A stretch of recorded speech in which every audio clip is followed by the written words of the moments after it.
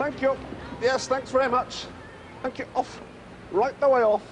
And take your Lionels with you. Now, it is extremely unlikely that Lord Carrington would be interested in either of these cars, in the same way as he is not given to wearing a Hawaiian shirt while chairing a NATO meeting. George Michael, on the other hand, is given to wearing Hawaiian shirts, and he very probably would be interested in cars of this type. So what are they? Well, they're both new Japanese sports cars, and they both cost around £35,000. This is the Mitsubishi 3000GT, and this is the new Mazda RX7. Now, the question on the lips of every disco boy in the land is this: which one is best? If you do buy a car like you buy a suit, you need good looks, and on that front, neither is disappointing. The Mazda especially is an organic sensation. With all those curves, it's just plain beautiful. I reckon it looks like an E-Type Jag. If this was a suit, it would be of a type worn by John Travolta in 1976, i.e. tight. I know I'm 6'5", but this interior really was designed for absolute midgets. Even though there are no rear seats at all, the front is just microscopic. I've just got hardly any headroom at all.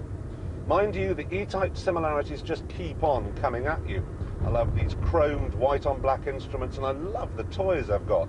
Air conditioning, power steering, cruise control. There's even an airbag provided as standard.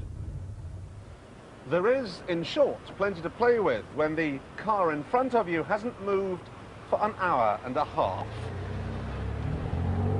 But there is even more in this, the Mitsubishi 3000GT. Quite apart from the usual array of toys, all of which combine to make the Porsche 968 look about as empty as a Maxwell pension fund, this also has a stereo so advanced that only our sound recordist has been able to work it out, and a wonderful two-stage air conditioning system. On economy, it freezes mercury. On full AC, it can give you hypothermia. Oh my God, it turned it off! There are drawbacks to both cars, though. The GT is vast, which is a nuisance when you're threading through city traffic. And the Mazda is very hard work. Run over a cat's eye and it breaks your back. But these really are trifling considerations, because while both these cars will undoubtedly sell to the trend-setting urban nightclubbist, both were actually designed for the open road. Out here, the Mitsubishi size and the RX-7's lumpiness simply don't matter. Both will top 160 miles an hour. Both get from 0 to 60 in 5 seconds or thereabouts. Both are a thrill a minute.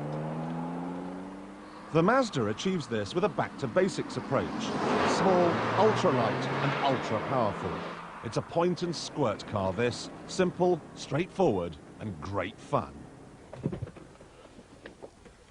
The engine, however, is quite a complicated affair. That is a Wankel rotary unit. Now, it has 2 turbochargers. The first is tiny and works up to 4,000 RPM, when the second, a much bigger one, cuts in, it must be said, with something of a jerk.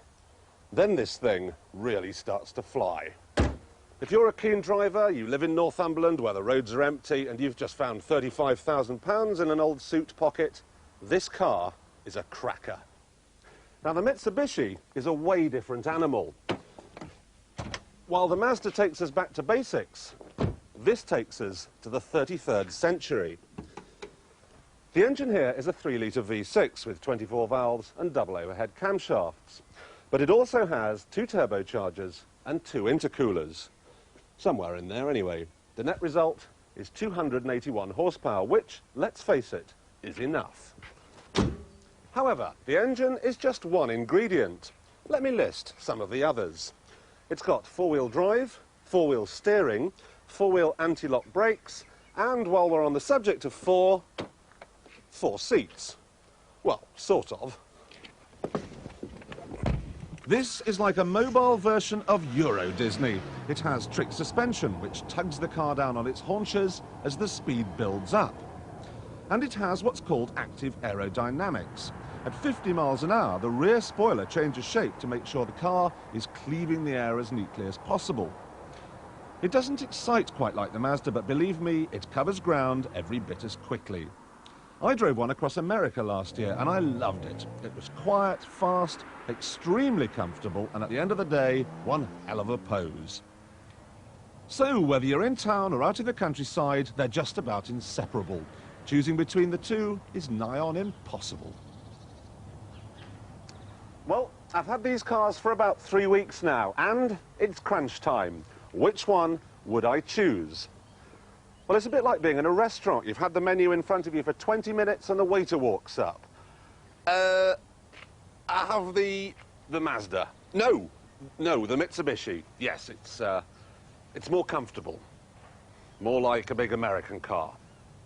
Definitely the Mitsubishi. Probably, definitely. But once I'd paid the bill, I know I'd end up thinking, I should have gone to a different restaurant altogether. Then I could have had one of these.